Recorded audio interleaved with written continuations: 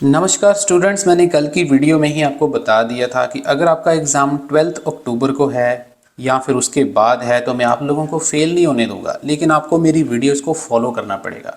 तो ये second video मैं रिलीज़ कर रहा हूँ। कल मैंने पहली वीडियो रिलीज़ करी थी जिसमें मैंने आपको कुछ टिप्स बताए थे। आज दोबारा आपके सामने एक नई वीडियो के साथ हाजिर हूँ, तो चैनल को सब्सक्राइब और वीडियो को लाइक करें। तो स्टूडेंट्स, अगर हम बात करें इस टाइम आपको सबसे ज़्यादा डर अगर किसी मॉड्यूल में लग रहा होगा तो वो है रीडिंग मॉड्यूल।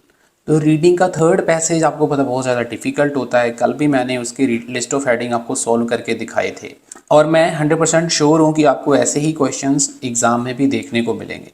तो देखिए, सबसे ज़्यादा मुश्किल क्या आती है आपके सामने। ये कुछ क्वेश्चंस हैं जो विच पैराग्राफ कंटेन्स वाले हैं।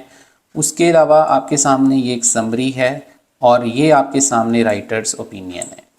अब यहाँ पर कन्फ्यूज़न और गलती सबसे बड़ी क्या होती है कि स्टूडेंट जो होते हैं वो एक सीरियल ऑर्डर में चलते हैं।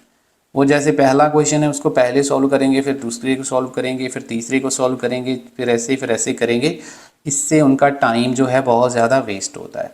तो आप लोगों को पहले पता होना चाहिए आपको कौन सा क्वेश्चन पहले करना है, कौन सा क्वेश्चन बाद में करना है, कौन सा क्वेश्चन करना ही नहीं है। ठीक है जी। देखिए, इस चीज़ को समझने के लिए मैं आप लोगों को पहले क्लियर कर दूं। देखिए स्टूडेंट्स, अगर तो आपकी रिक्वायरमेंट 6 है तो भी आपको ये पैसेज इंपॉर्टेंट है। अगर आपकी रिक्वायरमेंट 6.5 है, 7 है, उससे अबव है तो इंपॉर्टेंट है ही है। 6 बैंड के लिए कम से कम आपको ये थर्ड सेक्शन होता है उसमें से 6 to 7 क्वेश्चन तो ठीक करने ही पड़ेंगे।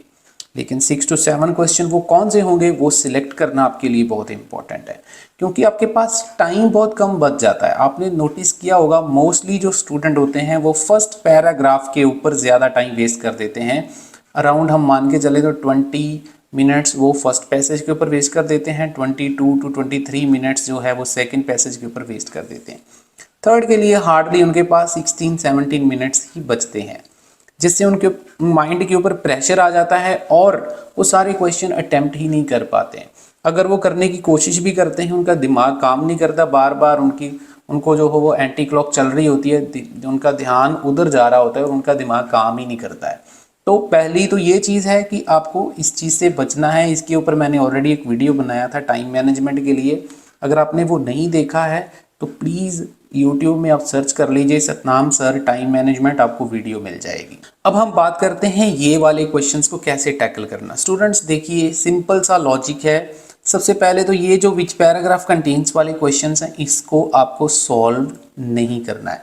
आप किसी भी पैराग्राफ में समरी आती है तो समरी को आपसे सबसे पहले सॉल्व करना है। ऐसा क्यों मैं कह रहा हूँ, क्योंकि जो समरी होती है एक तो वो थोड़ी सी ईजी होती है, दूसरा उसके लिए आपको ना बड़ा सिलेक्टेड सा टेक्स्ट रीड करना होता है। समरी हमेशा से ही या तो एक पैराग्राफ में आएगी या 2 पैराग्राफ में आएगी मैक्सिमम। इससे ज़्यादा जो है वो समरी के लिए एग्जामिनर आपका टाइम नहीं खर्च करते हैं।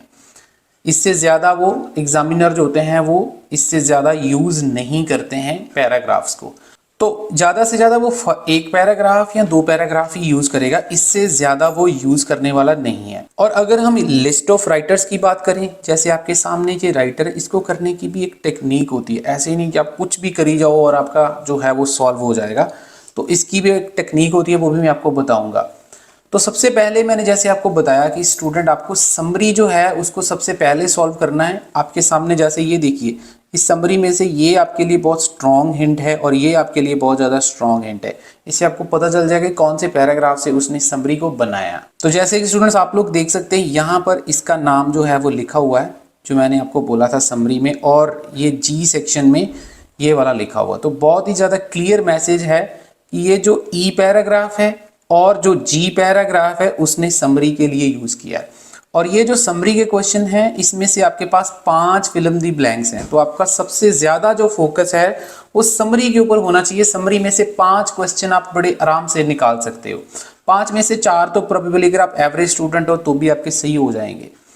दूसरा फायदा, अब ये वाले जो पैराग्राफ होते हैं इसको एग्जामिनर दोबारा से यूज बहुत कम करते हैं। बहुत रेयर चांस है कि बाकी के जो क्वेश्चंस है जैसे विच पैराग्राफ कंटेन्स वाले हैं या फिर राइटर ओपिनियन, उसके लिए इसको दोबारा यूज करेगा। तो इसको पढ़ने का आपको एक ये भी एडवांटेज रहता है। अब आपके लिए थोड़ा काम और ज्यादा आसान हो जाएगा, क्योंकि आपका जो ई पैराग्राफ है और जी पैराग्राफ है वो ऑलरेडी आपने समरी के लिए कंज्यूम कर लिया।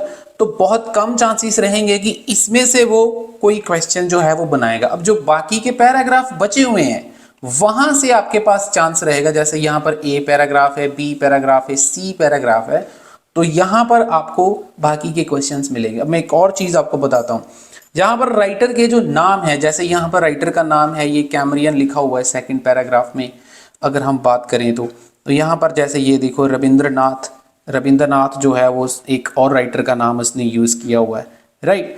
तो जो राइटर के नाम है, जैसे सपोज करो राइटर के नाम आपको 3 पैराग्राफ में आराम से मिल गए, तो वो जो राइटर के नाम है जिस जिस पैराग्राफ में वो मिल गए हैं उसको आपको छोड़ के बाकी विच पैराग्राफ कंटेन्स वाले क्वेश्चंस के ऊपर फोकस करना है।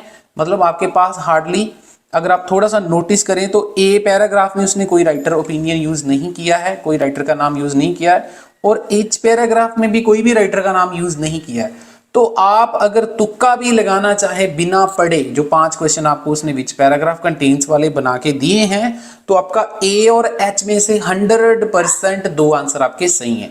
आप सभी के अगर ए भी कर दोगे या एच भी कर दोगे, मतलब 5 में से 1 या 2 आंसर आपके आराम से करेक्ट हो जाएंगे। अभी आपके पास टाइम भी बचा हुआ है, तो ये एक सिस्टमैटिक तरीके से आपको करना पड़ेगा। मतलब पहले आपको समरी कंप्लीट करनी है, और समरी के बाद आपको जो राइटर ओपिनियंस कंप्लीट करने हैं, और राइटर ओपिनियन के बाद आपको विच पैराग्राफ कंटेन्स वालों को टच करना है, मतलब वो लास्ट में रखना है।